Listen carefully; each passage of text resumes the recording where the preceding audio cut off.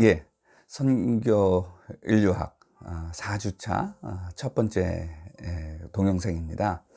오늘 동영상에서는 문화에 대해서 우리가 생각을 해 보았는데, 이 문화가 우리 사람들이 살고 있는 모든 삶의 영역에서 나타나게 됩니다. 그래서 그 삶의 여러 요소들에 대해서 우리가 같이 하나씩 살펴보면서 문화에 따라 이렇게 우리의 삶의 요소들이 다르게 나타난다를 보는 거고요. 그러면서 이 삶의 요소들이 또 서로 영향을 미칠 텐데, 과연 그것은 또 어떤 모습일까? 요 두 번째 것은 이제 학기 말 정도에 우리가 좀 보게 될 것 같습니다. 자, 오늘은요, 그것 중에서 문화와 인생 주기라고 하는 것입니다.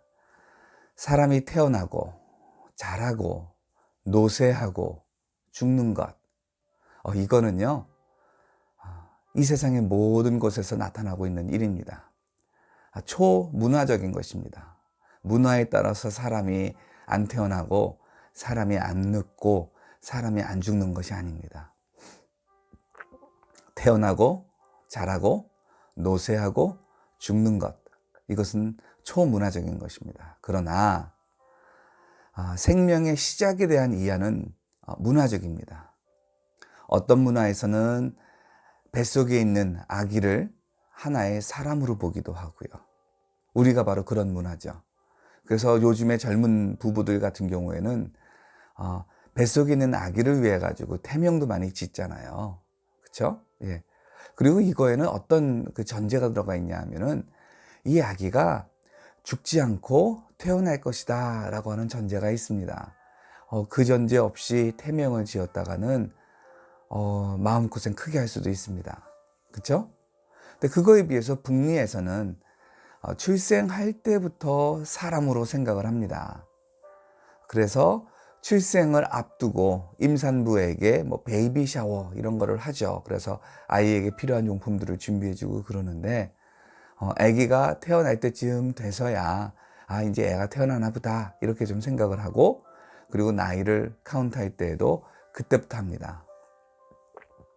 그 미국의 어느 인디언 부족 같은 경우에는 아기가 태어나더라도 사람으로 취급을 하지 않는다고 합니다. 이름을 지어주지도 않고요. 일단 건강한 아이는 몇 개월, 좀 병약한 아이는 한 1년 정도를 이렇게 지켜본다고 합니다. 그래서 이 아이가 잘 성장할 것 같으면 그때서야 이 아이에게 이름을 주고, 그리고 사회의 구성원으로 받아들이는데, 그 이름을 그러니까 줄 때에도, 그 장명식을 할 때에도 아주 성대하게 했다고 합니다. 여러 부족들이 모여서 있는 그러한 그 인디언 부족이었는데요. 그 부족의 대표들이 모여가지고 기도하고 축복하고 이 아이를 위해서요. 그런 다음에 이름을 지어줬다고 합니다. 그리고 부모는 이 대표들에게 감사 선물을 줬고요. 흥미롭게도요, 이 부족의 아기가 태어났는데 이름 없이 죽잖아요. 그러면 그냥 부모가 조용히 그 죽은 아기를 동네 바깥으로 데리고 나가가지고 묻어주었다고 합니다. 그런데 이런 장명식을 거치고 난 다음에 죽잖아요. 그러면 사회 구성원이 죽은 것이기 때문에 그 부족 단위의, 마을 단위의 그 성대한 장례식이 있었다라고 합니다. 뭐 이것과 관련해 가지고 또 생각해 볼 수 있는 게, 이 수유의 기간은 얼마 정도인가. 우리나라는 좀 비교적 짧게 하는 문화입니다. 근데 어떤 문화는 그냥 3살, 4살이 되도록 엄마 젖을 물려주기도 하죠. 또 기저귀, 이거는 또 얼마나 착용하게 하나요? 이런 것들이 좀 문화적인 것입니다. 근데 우리는 이 문화적인 내용들을 이러는 게 아이 발달에 좋대, 이런 식으로 우리는 접근을 하죠. 예. 그리고 또 모유 수유를 오래 하거나 아니면 기저귀를 오래도록 차도록 내버려 두면 그거 뭔지 좀 잘못인 것처럼, 그렇게 좀 생각들을 하고 그럽니다. 자, 소년기. 자, 유아기를 지나서 소년기를 들어오는데, 자, 그 수유를 얼마나 오랫동안 하느냐, 그리고 기저귀를 얼마나 오랫동안 채우느냐, 이것처럼 그 기간에 대한 문화적 이해가 다른 것처럼 소년기가 언제 시작되느냐라고 하는 것, 이건 역시도 문화적인 이해가 다릅니다. 자, 이 소년기의 아이들에게는 드디어 이제 훈육을 하기 시작을 합니다. 그쵸? 자, 훈육의 방법이 무엇일까요? 이건 역시도 문화적입니다. 예, 말로 타이르는 그런 문화가 있고요. 내지는 종아리를 때리는 문화가 있고요. 아니면 챙피를 주는 문화도 있습니다. 얼레리 꼴레리 얘를 좀 보래요. 얘를 좀 보래요. 예전에 그 이불에다가 요에다가 오줌을 싼 아기에게 그 키를 씌워주면서 가서 야 소금 받아와라 하면은 소금 주면서 옆집 아줌마가 막 놀리죠. 야 이 녀석아 너 몇 살인데 아직도 그 이불에다가 요에다가 오줌을 싸냐? 수치를 주는 문화죠. 근데 또 서양 문화 같은 경우는 어떻습니까? 대중 앞에서 자녀를 혼내는 거 하지 않습니다. 뭐 그 훈육 방법 중에 하나가 뭐 조용한 것, 그 사람들이 없는 방으로 데려간다, 아니면 화장실로 데리고 간다. 그래서 거기서 훈육을 한다 그러죠. 아니면 이웃의 도움을 받습니까? 야, 너 자꾸만 그렇게 보채면은 망태 할아버지 온다라고 하는 거예요. 예전에 제가 지하철 타고 가는데 옆에 앉아있던 아주머니가 애기한테 그래서 저를 가리키면서 너 이 아저씨가 너한테 이놈해. 아저씨, 얘한테 이놈 좀 해주세요. 이렇게 하는 걸 보았습니다. 그때 좀 당황했습니다. 요즘에 이러지 않는데 왜 이 아주머니 이럴까? 그런 생각도 들었었는데요. 내지는 그 소년기 아이에 대한 역할에 대한 이해도 문화마다 다릅니다. 그냥 놀게 놔두는 문화가 있고요. 아니면 이런저런 잔심부름 시키는 문화가 있고요. 아니면 야, 너 지금 네가 그런 거 다른 거 다 하지 말고 그냥 공부만 열심히 해. 우리 문화입니다. 내지는 어린이 노동이라고 하는 거 있죠. 그냥 일 시키는 문화도 있고 그렇습니다. 물론 일 시키는 것은 문화 정도가 아니라 우리가 윤리적인 측면에서 내지는 법적인 측면에서도 좀 생각을 해봐야 되긴 합니다. 그렇지만 하여튼 이러한 문화들이 있다라고 하는 거예요. 그리고 이 소년기에 주로 일어나는 것이 사회적 학습입니다. 자, 이 사회적 학습을 이 소년기는 어디서 하게 되나요? 이건 역시도 문화입니다. 자, 사춘기. 이것에 대한 이해도 문화마다 다릅니다. 어떤 문화는 사춘기가 없고요. 그냥 소년기에서 성인기로 바로 건너가기도 합니다. 근데 우리 문화는 사춘기가 있죠. 자, 성인인가 미성년인가 라고 하는 문제입니다. 흔히 완전한 성인은 아닙니다. 의무는 주어지되 근데 권리는 주어지지 않는 경우도 많습니다. 그러니까 이 신체 능력은 성인 같기 때문에 성인과 함께 사냥을 다닌다든지요, 그런 겁니다. 그런데 그 의견을 나누는 거 이런 거는 성인으로서 허락하지 않기도 합니다. 사춘기 나이에 결혼할 수 있는가 없는가. 자, 이거는 이제 또 사춘기를 하나의 시기로 받아들이는가 안 받아들이는가와 연결이 되어 있기도 합니다. 자, 그런 다음에 있는 것이 성행기입니다. 문화마다 성인이 되는 시기를 다르게 봅니다. 자, 18살이 성인인가요? 아니면 대학교를 졸업해야지 성인인가요? 결혼을 해야지 성인인가요? 아니면 우리나라처럼 군대를 갔다 와야 성인인가요? 내지는 그 성인으로 인정받기 위해 해야 되는 성인 시기, 문화에 따라 있을 수도 있고요, 없을 수도 있습니다. 우리나라는 성인이 되면 이것 할 수 있고 저것 할 수 있다, 이 정도이고요.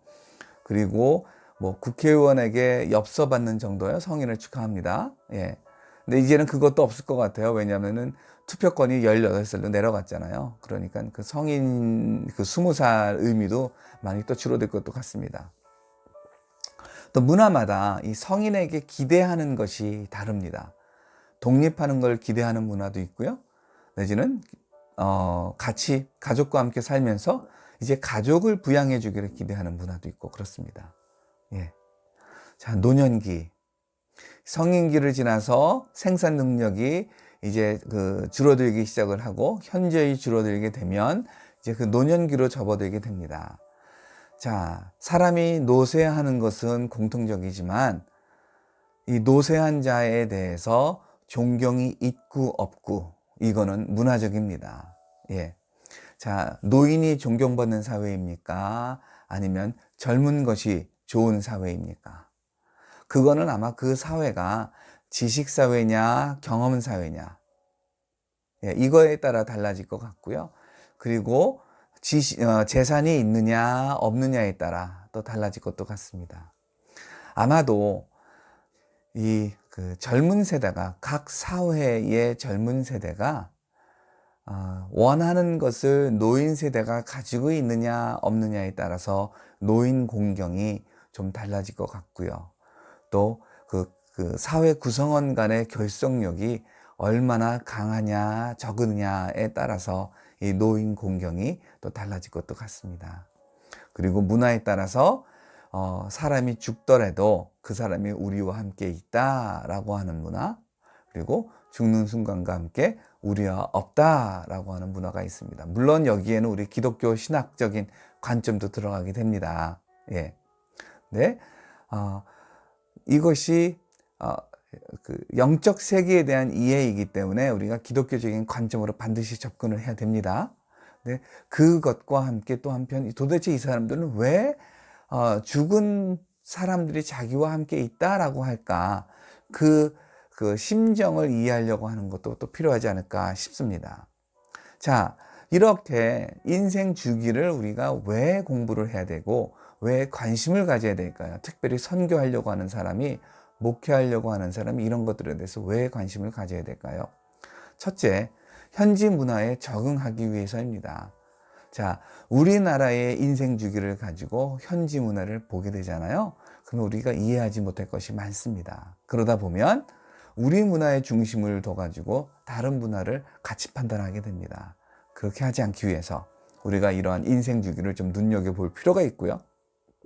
두 번째, 소년과 청년이 얼만큼의 독립성을 가지는지에 대해서 우리가 또한 살펴보기 위해서입니다. 예.